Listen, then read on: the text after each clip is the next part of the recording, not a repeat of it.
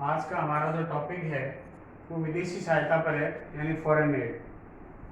देखिए, इस टॉपिक को प्रारंभ करने से पहले मैं आपको बता दूं कि किसी भी देश के आर्थिक विकास के लिए पूंजी या वित्त या वित्तीय संसाधनों की अत्यधिक आवश्यकता होती है। लेकिन अगर हम विकसित और विकासशील राष्ट्रों के मध्य तुलना करें तो हम ये पाएंगे कि विकसित राष्ट्रों के संसाधन विकासशील राष्ट्रों की तुलना में काफ़ी कम होते हैं और ऐसी स्थिति में वो आर्थिक रूप से पिछड़े हुए होते हैं और इसलिए यह आवश्यक हो जाता है कि उन राष्ट्रों को आर्थिक सहायता मिले ताकि वे अपने देश का आर्थिक विकास कर सके।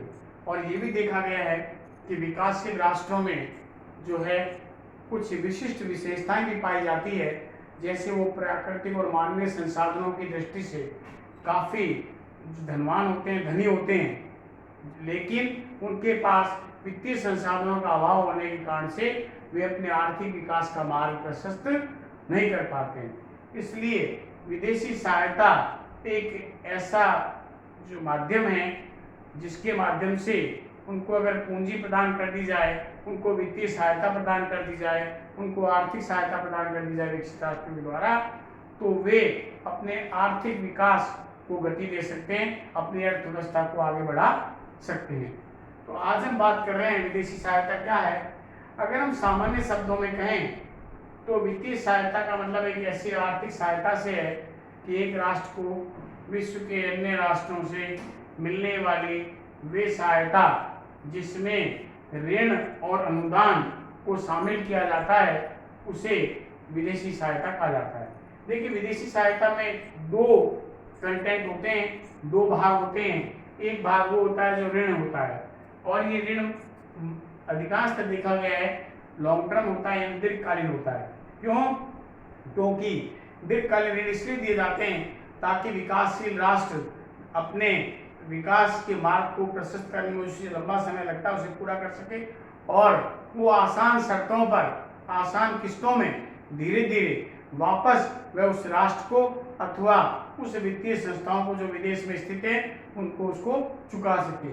लेकिन उसके साथ एक भाग ग्रांटिंग एड का होता है जिसको आप अनुदान कहते हैं, और अनुदान ऋण जो है विदेशी सहायता का वह हिस्सा है जिसे कभी भी चुकाया नहीं जाता है। इसका तात्पर्य यह है कि जो है विदेशी सहायता के दो भाग होते हैं, एक ऋण होता है और दूसरा अनुदान होता है, और दोनों को जोड़ दें तो विदेशी सहायता बन जाती है। ऋण पर एक निश्चित दर से ब्याज दिया जाता है और निश्चित अवधि के पश्चात उसे उसको चुकाना भी पड़ता है। यूएनओ ने, यूनाइटेड नेशन ऑर्गेनाइजेशन यानी संयुक्त राष्ट्र संघ ने जो है विदेशी सहायता को इस प्रकार से स्पष्ट किया है कि foreign aid is economic assistance to a country from different government और financial institutions for non military purpose. यानी इसका मतलब है गैर सैनिक उद्देश्यों के लिए विश्व के विकासशील राष्ट्रों को अन्य राष्ट्रों द्वारा या अन्य वित्तीय संस्थाओं द्वारा ऋण और अनुदान के रूप में प्रदान की जाने वाली जो आर्थिक सहायता है वह विदेशी सहायता कहलाती है। यानी इस सहायता में या विदेशी सहायता में दीर्घकालीन ऋण और अनुदान को शामिल किया जाता है। ऋण वो है जिसे निश्चित अवधि के पश्चात चुकाना ही होगा और इस राशि पर उसे ब्याज भी चुकाना होता है। लेकिन अनुदान जो है विदेशी सहायता का वह भाग है जिसे चुकाना नहीं पड़ता, और एक प्रकार से विकसित राष्ट्र विकासशील राष्ट्रों को जानबूझकर इस प्रकार की सहायता देते हैं उन्हें कि उन्हें कुछ भाग की छूट दे देते हैं जिसे अनुदान के रूप में माना जाता है। लेकिन गत वर्षों में ऐसी प्रवृत्ति देखी गई है कि विकसित राष्ट्र जो है वो विदेशी सहायता का जो है ट्रेंड जो है वो बदल गया है। अब ऋण के रूप में भाग ज्यादा बढ़ता जा रहा है, अनुदान के रूप में भाग कम होता जा रहा है। यानी अनुदान कम दिया जा रहा है जबकि ऋण राशि के रूप में दिया जा रहा है। ये एक प्रकार से विकसित राष्ट्रों के द्वारा जानबूझकर अपनाई गई जो है विदेशी सहायता संबंधी नीति है। अगर हम ये देखें कि जो है क्या क्या विशेषताएं विदेशी सहायता की होगी, तो सबसे पहली विशेषता ये है कि विदेशी सहायता एक प्रकार की आर्थिक सहायता होती है। नंबर 2, यह सहायता विकासशील राष्ट्रों को विकसित राष्ट्रों के माध्यम से अथवा बाकी विभिन्न वित्तीय संस्थाओं जैसे इंटरनेशनल मॉनेटरी फंड है, जिस वर्ल्ड बैंक है, जिसको आप IBRD भी कह सकते हैं, international bank for reconstruction and development, IFC international financial corporation, IDA international development association, IMF international monetary fund या अन्य वित्तीय संस्थाएं, उनके माध्यम से दिया जाता है या वहां के राष्ट्रों के द्वारा भी ये सहायता जो प्रदान की जा सकती है। नंबर 3 विशेषता होती है कि विदेशी सहायता में जो है ऋण और अनुदान दोनों को शामिल किया जाता है। नंबर 4, ऋण जो है जो दिया जाता है विकासशील राष्ट्रों को आसान शर्तों पर और सुलभ ऋण होता है, यानी कम ब्याज दर पर दिया जाता है, जबकि अनुदान विदेशी सहायता का वह भाग है जिसे वापस चुकाना नहीं पड़ता। विदेशी सहायता में जो दी जाती है तो गैर सैनिक उद्देश्यों के लिए, यानी कोई डिफेंस से संबंधित डेवलपमेंट करने के लिए, सामरिक दृष्टि से या सामरिक जो विकास करने के लिए ऐसा कोई ऋण नहीं दिया जाता है। ये ऋण आर्थिक विकास के लिए, चाहे वो कृषि विकास हो सकता है, चाहे वह औद्योगिक विकास हो सकता है, इसके लिए इस प्रकार का जो ऋण है वो दिया जाता है। विदेशी सहायता में जो ऋण दिया जाता है उस ऋणों की प्रवृत्ति जो होती है वो दीर्घकालीन होती है, यानी दीर्घकालीन आधार पर दिया जाता है। और विदेशी सहायता का जो उद्देश्य देने का वो विकासशील देशों के आर्थिक विकास को बढ़ावा देने के लिए, उन्हें आत्मनिर्भर बनाने के लिए किया जाता है। तो ये कुछ विशेष विशेषताएं विदेशी सहायता के अंतर्गत पाई जाती है।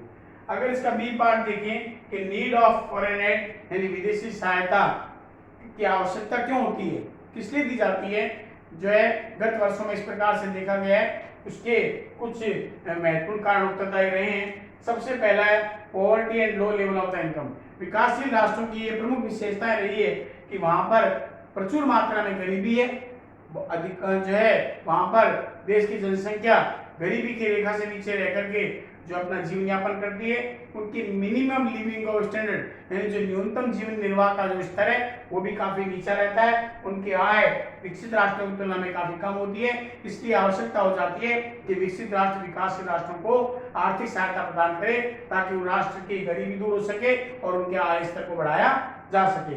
नंबर 2 आता है removal unfavourable balance of payment. अधिकांश देखा गया है कि विकासशील देशों का जो बैलेंस ऑफ पेमेंट है, जिसका भुगतान संतुलन कहते हैं, वो अनफेवरेबल होता है, यानी भुगतान संतुलन रिसीप्ट और पेमेंट का जो अंतर है वो होता है। और ऐसी स्थिति में उनका आयात जो है वो ज्यादा होते हैं, निर्यात कम होते हैं। ऐसी स्थिति में विकसित राष्ट्र विकासशील देशों को इस प्रकार की वित्तीय सहायता प्रदान करके उनके भुगतान संतुलन में सुधार करने का प्रयास करते हैं। नंबर 3 आता है यूज ऑफ टेक्नोलॉजिकल डेवलपमेंट। देखिए, तकनीकी सहायता वर्तमान परिप्रेक्ष्य में देखें तो उसका बहुत ही महत्वपूर्ण स्थान है। अगर तीव्र औद्योगिक विकास करना है तो इसलिए आधुनिक तकनीक को अपनाना होता है, लेकिन आधुनिक तकनीक को अपनाने के लिए पूंजीगत संसाधनों की आवश्यकता होती है, भारी मशीनरी की आवश्यकता होती है। लेकिन विकासशील देशों के पास में आर्थिक संसाधनों की अपर्याप्तता होने के कारण से वे मॉडर्न टेक्नोलॉजी को अडॉप्ट नहीं कर पाते हैं। इसलिए विदेशी सहायता का उद्देश्य यह है कि उनको इस प्रकार से आर्थिक सहायता दी जाए ताकि वे वर्तमान समय में जो भी टेक्नोलॉजिकल डेवलपमेंट हो रहे हैं, तकनीकी जो विकास हो रहे हैं, उनका उपयोग करते हुए अपने उत्पादन को या राष्ट्रीय उत्पाद को बढ़ा सके।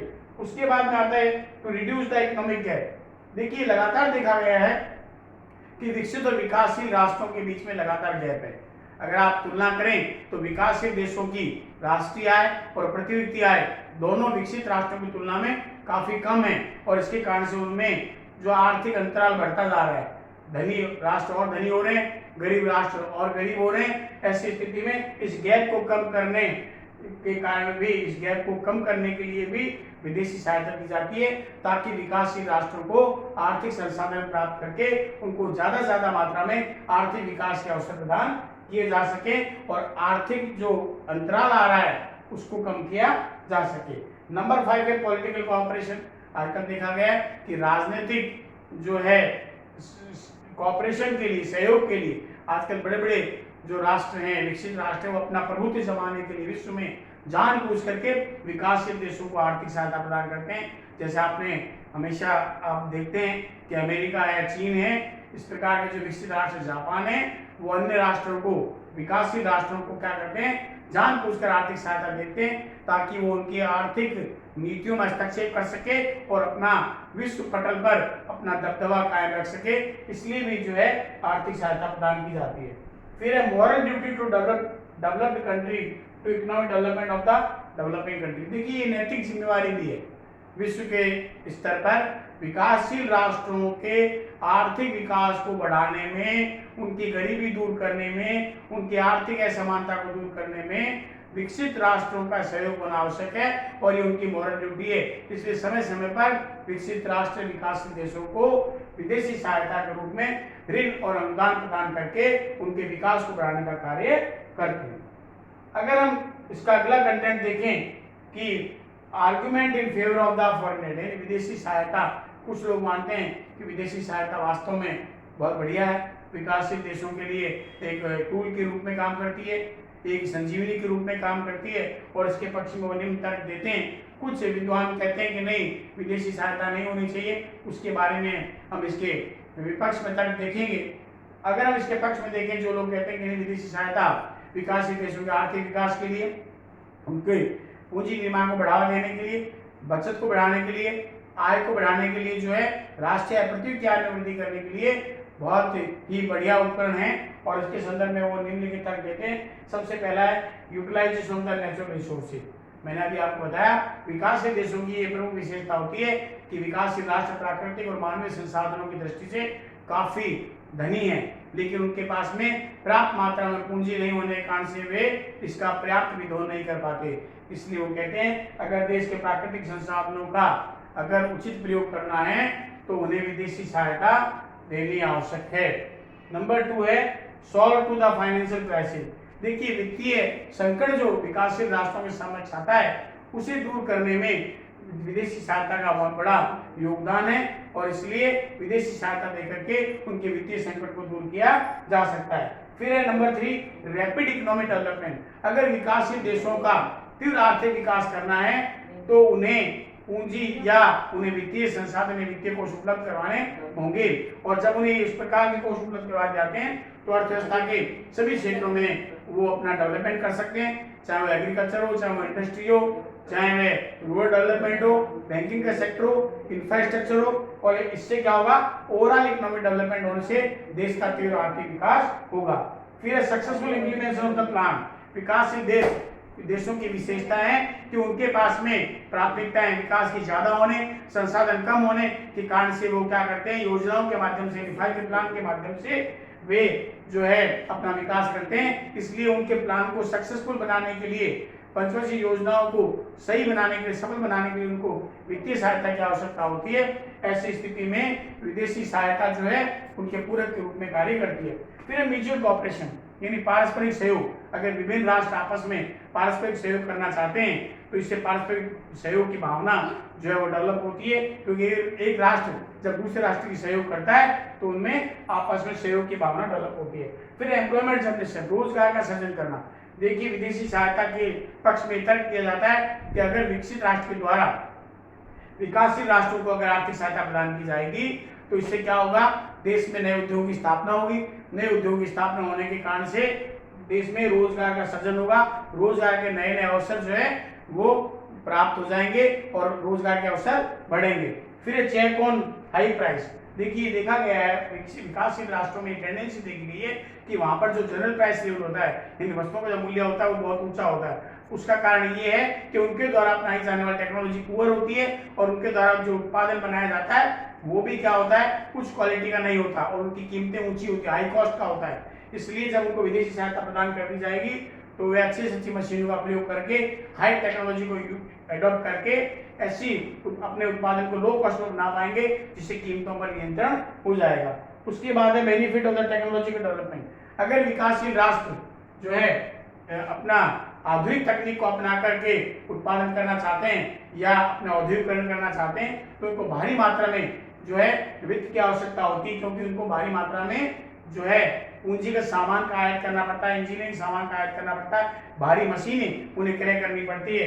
इसलिए अगर उसे टेक्नोलॉजी डेवलपमेंट का लाभ लेना है या तकनीकी विकास का लाभ लेना है तो विदेशी सहायता एक ऐसा जो है रास्ता है जिसके माध्यम से जो है कोई भी विकासशील राष्ट्र जो अपनी तकनीकी विकास कर सकता है। उसके बाद में development of the capital industry. देखिए पूंजीगत उद्योग बड़ी बड़ी भारी मशीनरी का होता है जिसको आप कोर सेक्टर कहते हैं, अगर उनका विकास करना है, उनका डेवलपमेंट करना है तो उनके लिए भारी मात्रा में रिसोर्सेज या पूंजी की आवश्यकता होती है। और इस प्रकार की जो पूंजी है वो विदेशी सहायता के माध्यम से ही जो है प्राप्त की जा सकती है, और जिसके माध्यम से विकासशील राष्ट्र अपने देश में भारी उद्योगों की स्थापना या पूंजीगत उद्योगों की स्थापना कर सकते हैं। इस प्रकार से कोई भी राष्ट्र है वो विदेशी सहायता के माध्यम से जो है वो अपने देश का विकास कर सकता है। कल जो है हम इसके अगले कंटेंट में इसके विपक्ष में जो तर्क हैं उसको देखेंगे।